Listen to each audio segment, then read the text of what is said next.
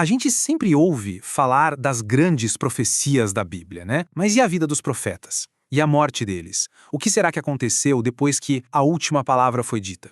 Então, bora mergulhar isso. A gente vai explorar umas histórias bem esquecidas de um texto antigo chamado Vidas dos Profetas. E é ele que preenche os detalhes, sabe? Aqueles detalhes bem dramáticos e muitas vezes bem estranhos. Pois é, esse texto é quase como uma continuação não oficial, sabe? Ele revela o que o pessoal daquela época acreditava que aconteceu depois que as profecias terminaram. E a pergunta que fica é fascinante, porque de repente o foco não são mais as palavras deles, mas o destino, o que aconteceu com eles. A gente acaba vendo um retrato bem vivo dos seus últimos dias e do legado que eles deixaram. Bom, vamos para o nosso primeiro ponto, então.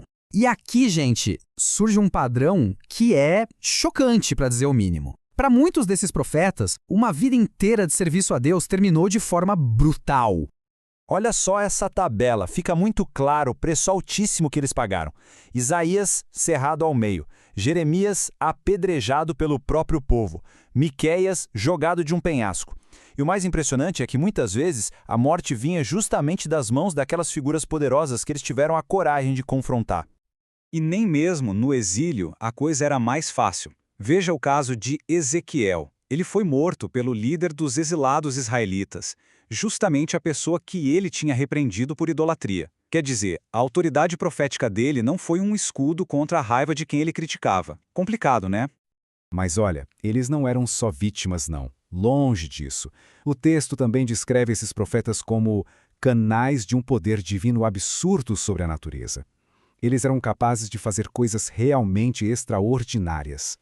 Peguemos o milagre do rio de Ezequiel, por exemplo. Imagina a cena. A multidão de israelitas fugindo, o exército caldeu logo atrás. E aí Ezequiel simplesmente para o fluxo do rio. O povo atravessa em segurança e quando os inimigos tentam seguir, a água volta com tudo e leva todo mundo. É um poder imenso que transforma um rio num caminho para a liberdade e numa arma ao mesmo tempo.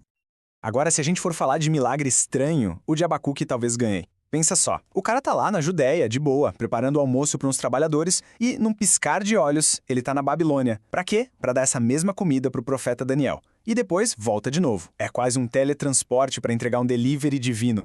E as histórias não acabam com a morte deles, não.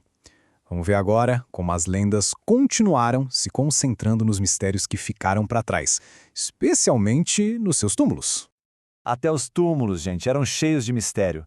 O de Ezequiel, por exemplo, era numa tal de caverna dupla, um lugar todo diferentão, com passagem espiral, uma câmara secreta suspensa na rocha, e a lenda ainda dizia que ali era a tumba de Sem e Arfaxade, ancestrais de Abraão. Muita história no lugar só. Agora, essa aqui é forte. Segundo o texto, foi Jeremias quem escondeu nada mais, nada menos que a Arca da Aliança, o objeto mais sagrado de todos. Ele teria selado a arca numa rocha para ficar lá até uma época profetizada.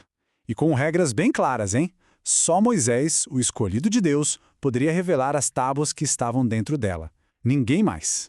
E falando em futuro, isso nos leva ao legado final deles, que é justamente isso, deixar para trás sinais, sabe, presságios enigmáticos sobre o que ainda estava por vir, e esses sinais estavam meio que gravados na própria natureza.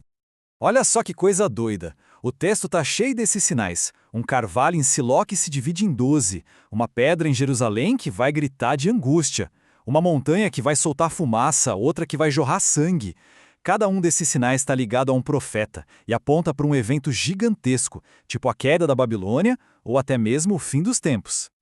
Então, no fim das contas, o que a gente tem aqui são essas histórias perdidas, histórias de sacrifício, de poder, de muito mistério. Elas mostram como as comunidades antigas lembravam dos seus profetas. Eles não eram só vozes, eram personagens de lendas que só reforçavam o peso de cada palavra que disseram.